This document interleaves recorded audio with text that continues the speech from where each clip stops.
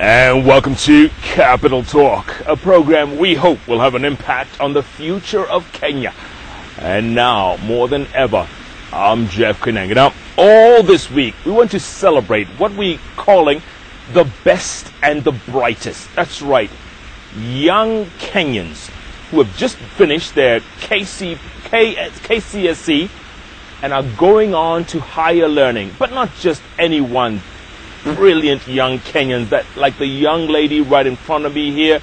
You need to sit back and listen to her story of pure inspiration. That's right. You know why? Her parents died back in 2003. That's right, when she was still in primary school, living in Mombasa. Both of them died of HIV, and she was left destitute, desperately poor. Family had to relocate to Githua. That's where they were living. When they heard about the Palm House Foundation, you know, we talked to the director a few weeks ago, Eric Kimani, how they recruit the best and the brightest. They place them in various secondary schools before going on. Well, this young lady's grandfather heard about Palm House. They applied. She went through a rigorous interview, and she was accepted. Placed into Limuru Girls' School, and guess what? It was all A's from there. At the KCSE again, all A's. Just one little B, but all A's. But there's more. She's just applied through the Zawadi Trust Foundation. You remember we had Susan Boyer the other day talk about Zawadi Trust? That's right. And she's been accepted to Meredith College in North Carolina in the U.S. The first ever Palm House recruit to go all the way to higher learning. Brilliant young lady, barely 21 years old, full of energy and full of confidence and ambition. She's our guest today. Let's waste no more time with young Maria Githua. Maria? Hi. Welcome to the bench. Thank you. My goodness, how does it feel? I mean, your life has just taken a completely different turn, huh? Yes. How do you feel? It's quite humbling, and I'm so excited and happy for the future, for society and Kenya at large. You are what I always call the future of Kenya, Maria. This is what we talk about. You never gave up, right? Let's go back to Mombasa. You're living in Mombasa, right?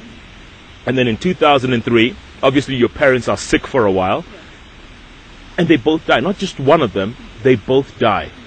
Take it from there. I remember just immediately my father passed away. We had a sick mother to take care of. I have 3 younger siblings to take care of. I was the one operating our family business. We had a shop. So, and still I had homework. I had to make sure everything was done in the house and still maintain the good grades. Since school also had high expectations for me at large. And barely in like 4 months' time, I had to sit for KCPE. Yes. And then, did your mother die in between, or you sat your KCPE first? No, she died immediately. I was doing the second paper for my mocks. Mocks is just an exam like 2 months prior the KCPE. Yeah. Yes. And then, what was going through your mind? I mean, were you able to concentrate? I mean, with all these pressures. I remember that night she died because we were talking, and she told me, Maria, you have to read because that's the only thing that is going to help you out. I was there, but I do not last, but what will be in your mind is one that will last. So, and then it was my second day of exams for mocks. I still had to go and sit for those papers. So I left at home. My mother just passed, and I had to sit through the science paper. My goodness. Yes. And that exam was still the top. I was #1 in class. Wow. Yes. What was going through your mind during that exam, Maria? Were you thinking, why is life so unfair? Yes, that's obviously the first thing is, why is it so unfair? Why God, out of everyone, just saw me, and I'm just like this small girl, feeling the whole world on my shoulder. You just sit there for a time, you get into a pit of sorrow, self-pity, and all that. But eventually, at the end of the day, you know that you can't change your circumstance by just being stagnant. You have to rise up and get up. Beautifully put, beautifully put. So then you finish your mocks, you bury your folks, now you have to head to Githunguri because you have no money, right? Yes. Tell us. So we went to Githunguri. You just the transformation from Mombasa to Githunguri. You have to wake up, get the cows grass, milk, go get firewood in the forest, clean water. Even clothes was an issue. And I thank God because at the end of the day, it's the fighting spirit and the humbling spirit also inside of me, because I should have just said, like, why coming out of a good life to nothing, So, but it doesn't end there. It's up to me to make a choice. And it prepared you for the next step, didn't it? Yes, it did. So then, what, your grandfather hears about Palm House, which is in Githunguri, the dairy, right? Is in Githunguri. Yes. So he hears about it, and he puts your name forward. Yes. Then you have to, because there was hundreds of applicants. I remember you had to go for a 3-day interview. First you put your case forward, your results. Then each day they cut out the applicants. They have to set these high bar criterions. Then first of all you have to have good grades. You have to have a needy and desperate case. But at the end of the day, it's the deserving part that counts. Because they make you write the essay to say about your life, what you've gone through, your ambitions and focus.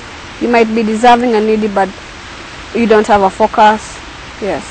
And that year, I remember Eric Imani telling us, that year they were only going to take 6 applicants, right? Only 6 applicants out of 100 desperate cases. And they ended up taking 10. They ended up taking 10. Because they thought with the 6 now, and the need is so huge in Kenya. Well, let us add the 4 more, we see if we can make a difference. Yeah. Yes. So they take the 10, and you are obviously among them, and you're placed at Limuru Girls' School. So the transformation from Mombasa to Githunguri to LGS, Yes. What was that like? The transformation at first, it's overwhelming, because from all these different settings, cultural and all that, meeting different people, like Limuru Girls is a premier national school. You meet people from all walks of life, people from all backgrounds and different religions and beliefs. Then you need to find common ground with them. It's been and I think it's also been preparing me and setting me for North Carolina. Yeah. Was it a tough adjustment, because you came from a tiny little place to this huge, well-known school? What was the adjustment difficult? Obviously it wasn't, because you still maintained your A's. Yes. The academic adjustment was less, but you also have like factors that also determine what you do. There's the background where you come from. In school there's these cliques. Yeah, people, they judge you from how much you are. But what I found solace in breaking the differences in my grades, because even where you come from and someone just sees this girl is just an A student, it just like wipes off the background title of you. Then people start looking up to you and wow, and yes. That's a very good point, because I guess we cannot change that. It's always like that. People go into their little cliques and they associate themselves with who you are or what family you come from. But you broke that mold. Yes. Huh? It doesn't matter where you come from. It doesn't matter what you are. What you have now will determine what you will be if you just believe. What my motto has always been, what I conceive to achieve, I believe. And you do believe? I do believe every single bit of it and work towards it.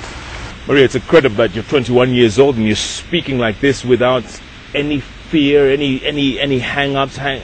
What is it that drives a 21-year-old like this, Maria? I'd say first of all, Palmer's Foundation, because I remember when I got into Palmer's Foundation, you have to go all through the transformational impact. First of all, you enter as a shy girl, but then with the years as they proceed by, you get stronger and tougher and more aware of your capacity and ability through the mentoring sessions, which is what we'd like to sensitize. That is the singling factor of the foundation, the mentoring sessions.